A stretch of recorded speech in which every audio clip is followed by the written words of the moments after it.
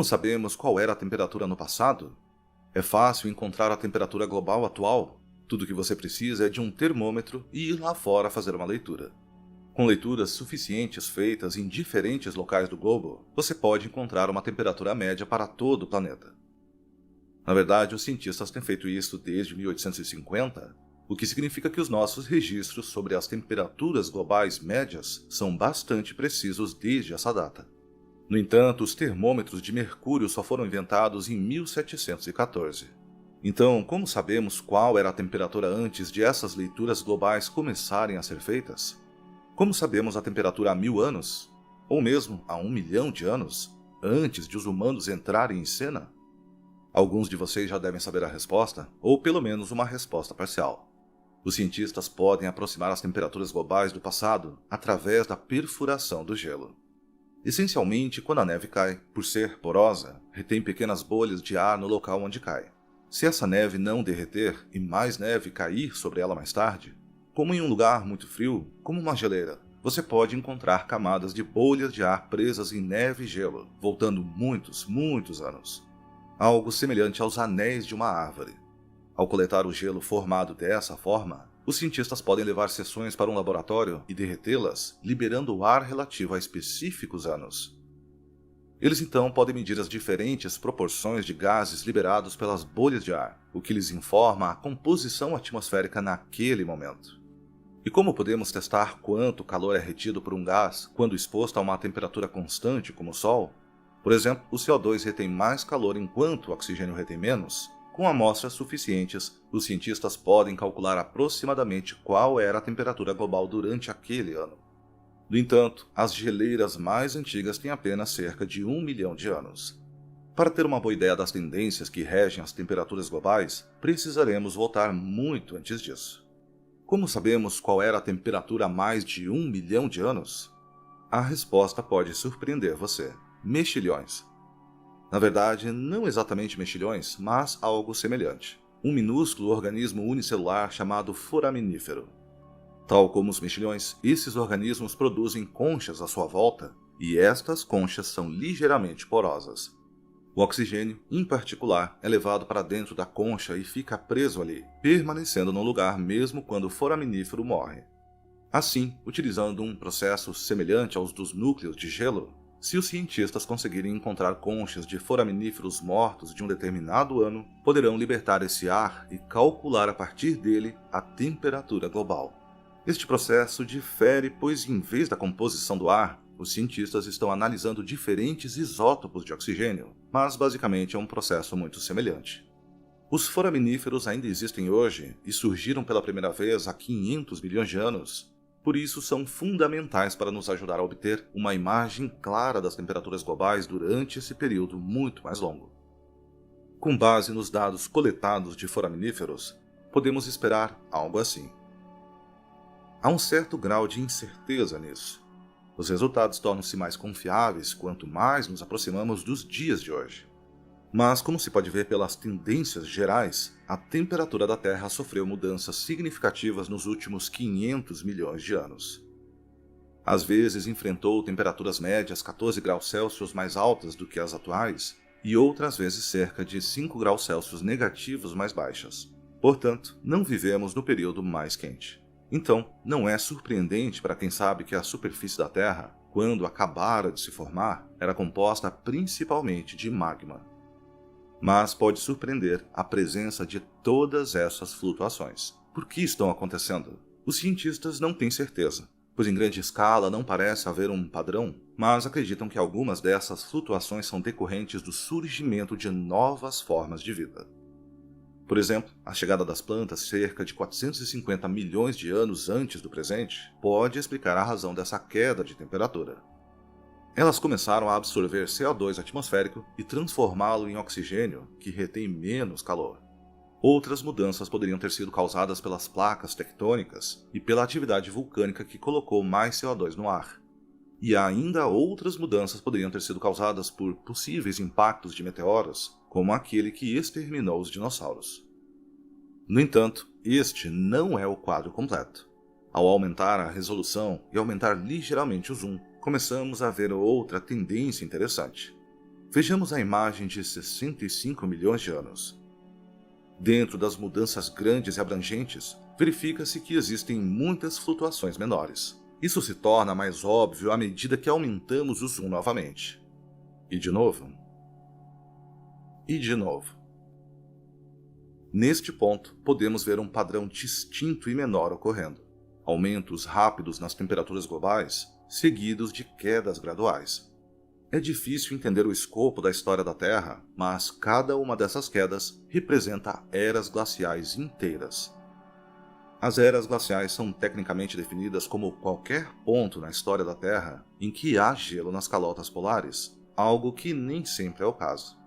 Então, tecnicamente, como mencionei num vídeo anterior, estamos numa era glacial neste momento. No entanto, embora a tendência geral da temperatura da Terra neste momento seja no sentido de eras glaciais, estamos num período conhecido como interglacial, um período de muitos milhares de anos em que a Terra está temporariamente mais quente entre eras glaciais completas. Na última era glacial completa, as calotas polares alcançaram o Reino Unido e partes da América do Norte. Mas o que está causando essas quedas e subidas em nosso gráfico? Bem, entro mais em detalhes sobre isso no meu vídeo sobre os ciclos de Milankovitch, que você pode assistir clicando aqui na direita da tela. Mas, apenas para atualizá-los rapidamente, os ciclos de Milankovitch são as mudanças periódicas que ocorrem no clima do nosso planeta devido a flutuações no seu movimento orbital ao redor do Sol, geralmente ao longo de milhares de anos. O gelo superficial afeta a temperatura de um planeta. Quanto mais gelo na superfície um planeta tiver, mais frio ele tende a ser, à medida que mais calor é refletido de volta ao espaço. Mas igualmente importante é a direção para a qual o gelo superficial está voltado. Considere o gelo como um escudo que refletirá os raios do Sol. Se esse gelo não estiver apontado na direção da luz solar, ele não poderá refleti-la. Assim, sempre que o planeta aponta a sua superfície gelada para mais perto do Sol, tende a ficar mais frio, criando uma espécie de ciclo de feedback. Isso é importante porque o eixo da Terra não é estável. Ao longo de milhares de anos, ele se move para frente e para trás, às vezes apontando as calotas polares mais em direção ao Sol e às vezes afastando-as ainda mais. Embora essa mudança seja de apenas alguns graus, no máximo, é suficiente que com o tempo tenha impacto na temperatura global. A temperatura cai à medida que o escudo de gelo fica voltado para o Sol e sobe novamente à medida que aponta para longe. Esta flutuação é um exemplo de ciclo de Milankovitch. Existem outros ciclos de Milankovitch que são ciclos consistentes na órbita da Terra que afetam sua temperatura, atuando em escalas de tempo de 23.000, 41.000, 100.000, 405.000 e 2,4 milhões de anos. Sempre que estes coincidem, criam mudanças ainda maiores na temperatura global. Você pode ver que as lacunas entre as eras glaciais nesse gráfico tendem a ser maiores que 100.000 anos de diferença, perfeitamente alinhado com um dos ciclos de Milankovitch, especificamente a mudança na excentricidade orbital da Terra. Mas todos os ciclos têm um impacto. Onde estamos em relação a um destes ciclos de Milankovitch? Vamos ampliar um pouco mais. Como você pode ver, saímos de uma era glacial e entramos em um patamar bastante estável de temperatura global. Isso é consistente com o rápido aumento e queda lenta da temperatura que caracteriza as eras glaciais e os períodos entre elas.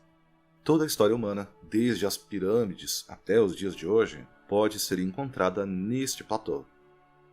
Os cientistas nomearam esse platô como período Holoceno. No entanto, o aumento logo no final não é tão comum. Este aumento representa um aumento de 1 grau na temperatura global, o que tecnicamente ainda está aproximadamente no mesmo nível do período interglacial anterior ao atual há mais de 100.000 anos.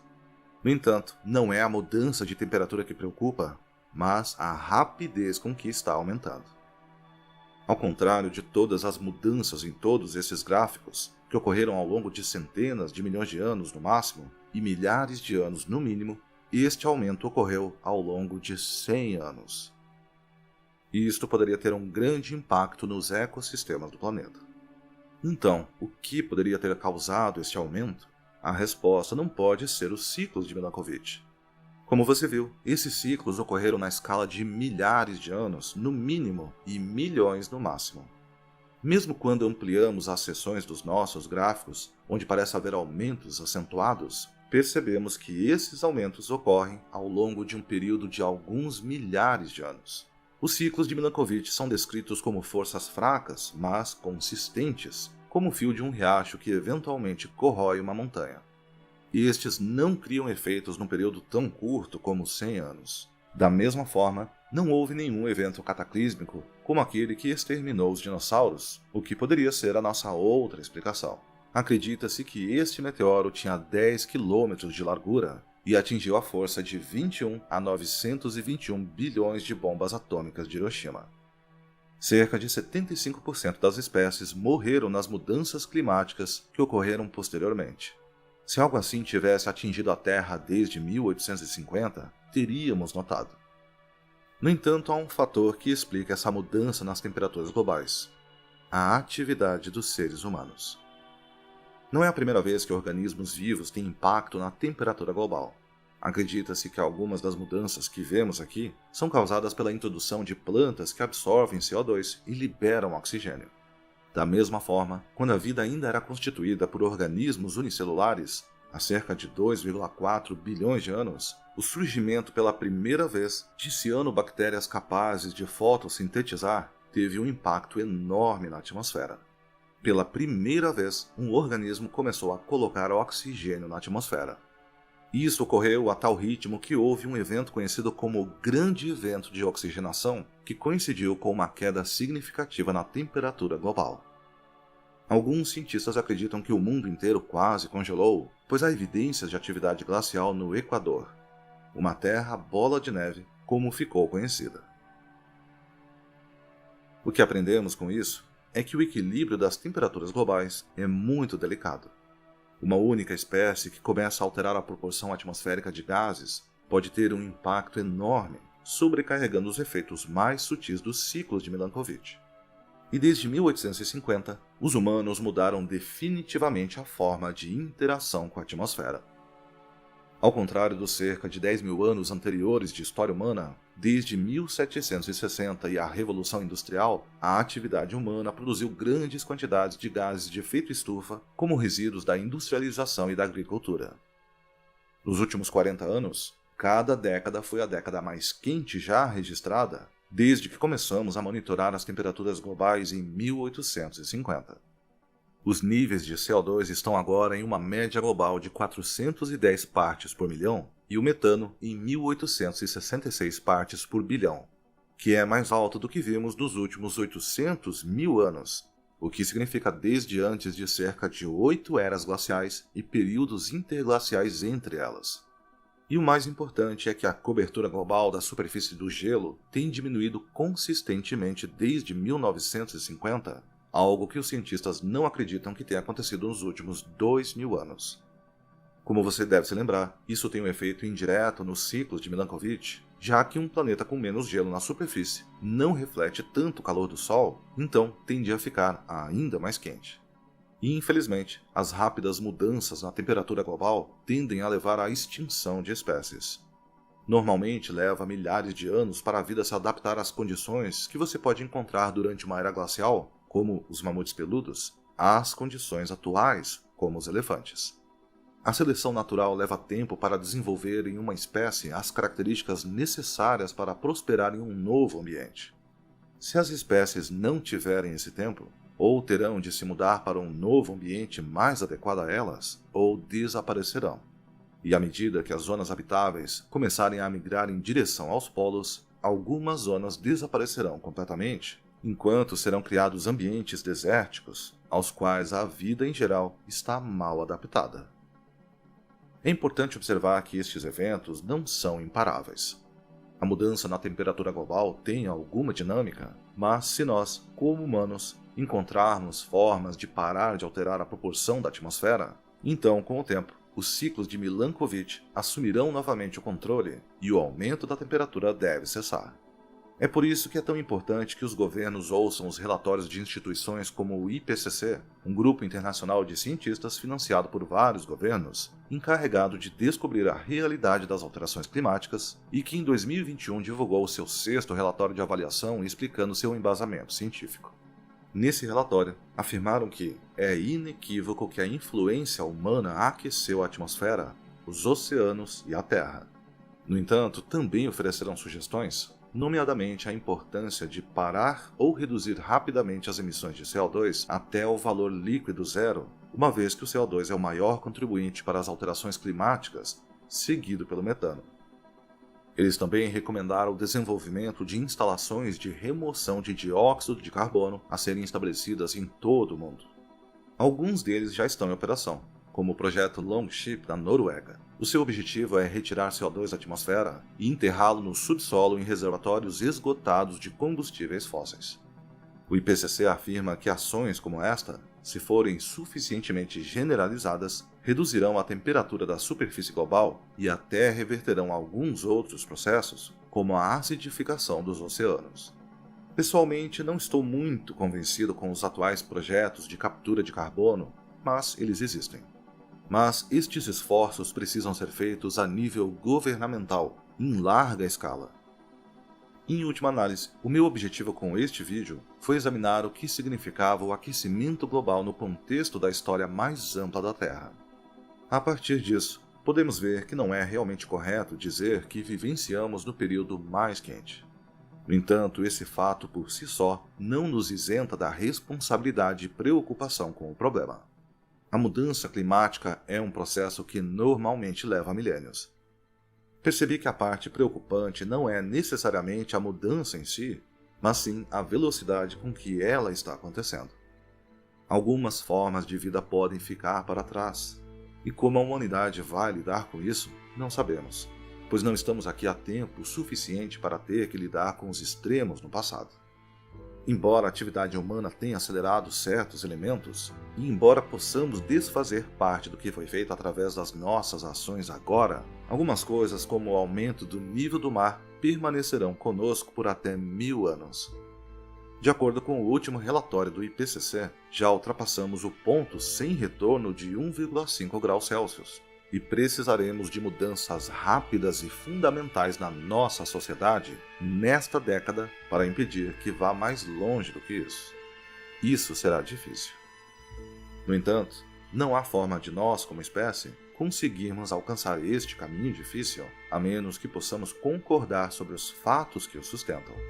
Sem esse contexto mais amplo de dados acordados, será sempre perfeitamente possível chegar a uma ampla gama de conclusões e a diferentes caminhos que devemos seguir.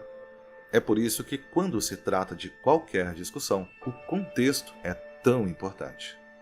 Ao observarmos os padrões da história do nosso planeta, vemos que o atual aumento das temperaturas globais é um evento induzido que não corresponde aos padrões já existentes, e coincide perfeitamente com a atividade humana. Debata o que você deseja fazer com essas informações e o melhor caminho a seguir diante delas. Mas estes são os fatos, gravados no gelo e nos organismos há muito tempo mortos. Você curte fotos do céu ou fotografias em geral? E que tal você escolher a foto que eu farei e ainda ganhar um print assinado e exclusivo? Confira os posts na aba Comunidade aqui no YouTube e dê a sua sugestão de objeto para eu fotografar. A escolha com a maior quantidade de likes ganha o print exclusivo. Você gosta dos temas que abordamos aqui no Astro Brasil e deseja ajudar o projeto? Ou então quer ter acesso antecipado a todos os vídeos do canal, sem interrupções ou propagandas? Então conheça o Clube de Canais aqui no YouTube. Além de ajudar financeiramente o Astro Brasil, você também terá acesso a conteúdo exclusivo, como acesso antecipado aos vídeos semanais e lives exclusivas para membros e apoiadores. Um especial agradecimento aos nossos queridos membros e apoiadores que todo mês ajudam o canal a se manter. Muito obrigado e até o próximo vídeo.